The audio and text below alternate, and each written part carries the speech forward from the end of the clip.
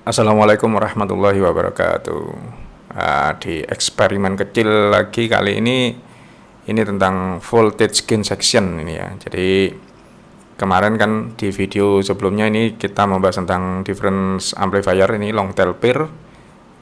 Ini kali ini yang ini adalah voltage gain section atau ada yang menyebutnya voltage amplification section. Jane ya loro iki dua-duanya ini sama-sama voltage gain sih sebenarnya.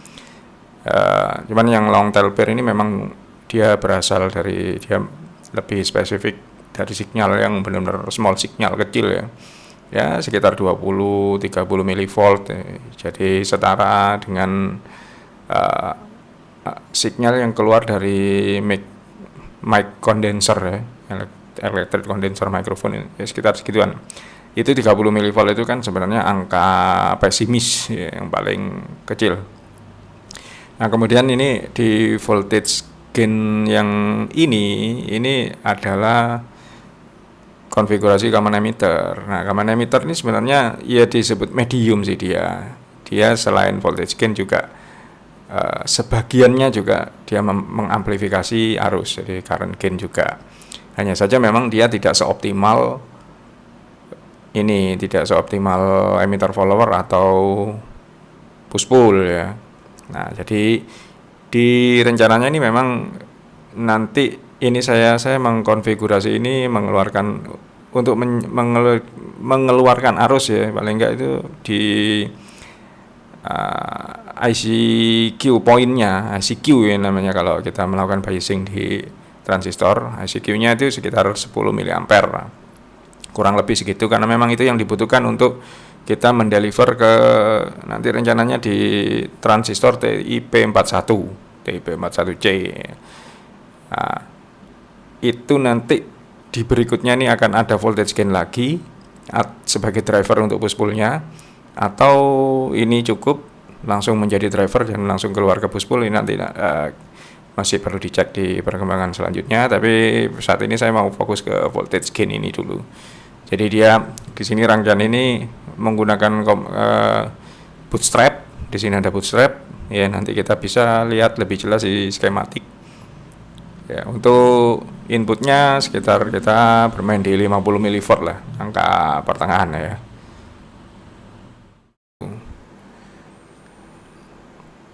Nah, ini kalau kita lihat di inputnya di sini sekitar 50 milivolt nih, 50 milivolt ya, mudah-mudahan kelihatan ya di layar.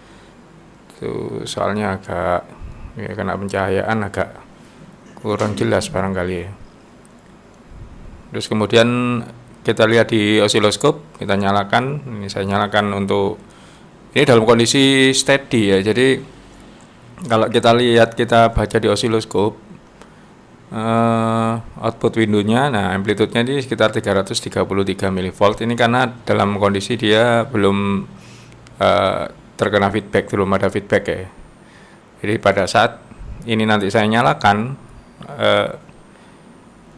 untuk yang amplifikasi ini nanti saya nyalakan, maka feedback yang ada dari stage voltage gain ini dia akan memfeedback ke arah long tail pair-nya. Oke, kita nyalakan. Nah, bisa kita lihat di channel warna kuning itu channel 1 kita dapat amplitude 5,43 volt ya. Dari input yang tadi ini ada sekitar 50 milivolt ini. Jadi amplifikasinya itu sekitar 39,8 dB. Ya, 39,8 dB untuk komposisi seperti ini. Tapi ini dalam kondisi dia masih outputnya high impedance ya. Jadi makanya kita memerlukan untuk bisa digunakan amplifikasi ke speaker atau yang otomatis butuh impedansi rendah, maka kita membutuhkan push pull ya. Jadi membutuhkan current gain. Terus kita lihat bandwidth-nya ya. Kita coba lihat bandwidth 20 Hz sampai sekitar berapa? 10 kHz ya. Oke, ini kalau kita lihat untuk menguji frekuensi respon dari ini ya, dari amplifier ini. Jadi kita pastikan antara 20 Hz sampai 10 kHz bandwidth tetap rata ya. Jadi minus 3 dB-nya masih jauh ya, di atas, paling sekitar 30 kHz atau di atasnya ya. Nah, cuman kenapa ini saya tes hanya sampai di 10 kHz, karena function generatornya sendiri itu di 20 kHz dia turun di minus 3 dB-nya.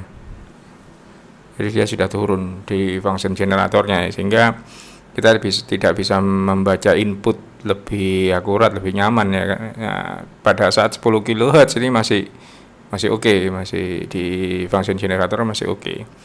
Karena ini function generatornya menggunakan aplikasi, bukan audio function generator yang semestinya bisa kita pakai. Tapi dari sini kita cukup lah, ini sudah memberikan informasi ya, dari sampai 10 kHz dia belum turun ya. Kalaupun di 20 kHz itu minus 3 dB-nya sudah terjadi, maka di 10 kHz pasti sudah mengalami penurunan. Oke, kalau kita lihat di skematiknya ya, seperti ini. Jadi ini dari output dari LTP long tail pair-nya masuk ke voltage gain yang ada di sini. Terus kemudian ini di sini saya melakukan bootstrapping. Karena apa? Karena di voltage gain ini impedansinya lumayan cukup rendah ya. Jadi kalau di sini terbaca sekitar ini, kalau sekitar 1662K ya. Kalau langsung menggunakan voltage divider dan langsung dibuat untuk memberikan bias ke transistor, maka saya membutuhkan bootstrap ya, supaya impedansinya kembali terangkat, meskipun pada DC ini dia punya resistansi yang rendah. Nah, bootstrap ini kemudian dari keluaran di kaki emitter ini itu saya lakukan feedback ke sini, ke long tail pair-nya untuk transistor yang satunya, sehingga kita memberikan umpan balik berupa sinyal yang inverse ya terhadap sinyal yang ada di keluaran long tail pair ini. Ya, karena ketika kita memberikan umpan balik inverse, artinya input ini dan ini itu out of phase, maka kita bisa memberikan gain yang lumayan lebih besar. Jadi bukan gain, gainnya tetap, tapi karena diferensial inputnya itu besar, maka otomatis keluarannya amplitude-nya bisa lebih optimal. Kalau kita mengambil feedback dari keluaran di kaki kolektor, yang terjadi bukan menambah gain tapi mengattenuate ya. Jadi memang kalau memang dibutuhkan attenuator, kita membutuhkan feedback untuk mengurangi gain, maka yang kita ambil adalah dari sini. Nah, sebenarnya konsepsi feedback seperti ini hanya untuk sementara, karena kalau kita menambahkan satu stage lagi, misalnya stage push pull ya, maka yang kita ambil nanti kondisi feedbacknya berbeda lagi, kita ambil dari push pull-nya ya, sesuai dengan apa yang dibutuhkan. Jadi kalau kita membutuhkan feedback untuk mengattenuate ya, kita ambil yang in phase dengan inputnya, satu fase dengan input ya. Jadi seperti itu. Nah, keluaran dari voltage gain section ini ya, saya set di sebenarnya 10 mA, tapi ini ternyata keluarnya cuma 9,3 untuk ICQ-nya, dan itu cukup untuk mendeliver ke transistor TIP41 ya. Dimana kalau kita baca di datasheet-nya, transistor TIP41 untuk mengeluarkan 500 mA dia current gain-nya itu hanya sekitar 30 atau berapa ya, sehingga kita membutuhkan paling enggak 10 mA untuk masuk.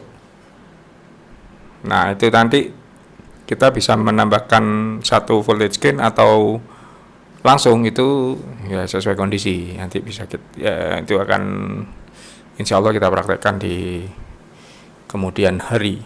Ya, untuk biasing Jadi karena output keluaran dari sini itu saya setup dalam kondisi ini terfeedback ya. Output keluaran di sini adalah sekitar 2,2 VPP, 2,2 volt peak to peak. Maka saya membutuhkan paling enggak 2 volt ya di sini bias. Kita membutuhkan poin di sini sekitar 2 volt. Ya, supaya tidak terjadi klip ya. 2 volt. Nah, itu bisa dibentuk dari komposisi voltage divider seperti ini. Untuk feedback pilihan dari besaran dari resistor ini kita tentukan dari input impedance yang ada di sini. Ya, jadi ini sebenarnya ya kalau langsung dia akan terlalu besar. Dia terlalu besar masuknya sehingga malah terjadi overgain. Dulu video tentang kelanjutan dari differential amplifier kemarin. Ini mengenai voltage gain. Terus untuk bootstrap ya, teknik bootstrapping yang ada di sini itu bisa dicek di video tentang bootstrap. Saya ada ulasan tersendiri mengenai bootstrap ya. Terus meskipun ya metode bootstrapping itu banyak bentuknya. Nah, itu salah satu yang saya gunakan. Itu saja. Terima kasih sudah menonton videonya. Mudah-mudahan yang nonton banyak rezekinya. Insya Allah jumpa lagi di video-video berikutnya. Wassalamualaikum warahmatullahi wabarakatuh.